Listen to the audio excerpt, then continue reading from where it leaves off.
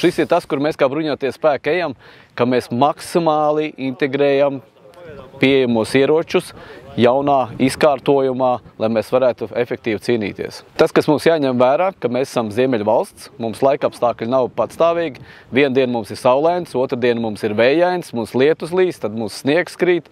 Līdz ar to mums jāsaprot, ka drons mums ir jāizmanto kaujas laukā, kā izmanto Ukraiņi, bet tāpat laikā mums jāatcerās, ka mums visas iepriekšējās ieroču sistēmas joprojām ir jābūt mūsu bruņojumā un jāmāc karavīri. Jo var būt tā, kā arī mācībās, ka veselu dienu mēs nevarējām izmantot drons tikai tāpēc, ka bija stipras vējš, lija spēcīgi lietus un zema mākoņi.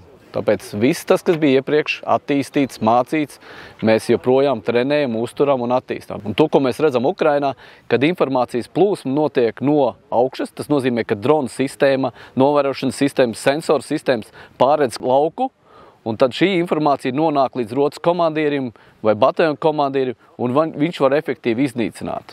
Jāņem vērā tas, ka apvidus Latvijā ir atšķirīgs no Ukrainas. Līdz ar to apvidus īpatnības ietekmē mūsu kaujas spējas, mūsu kaujas lauka izkārtojumu un ieroču sistēmas. Un tas viss ir jāņem vērā, un te ir apmācība, kaujas lauka izpratne un tehnoloģijas. Un kā visas šīs trīs lietas kombinēt kopā.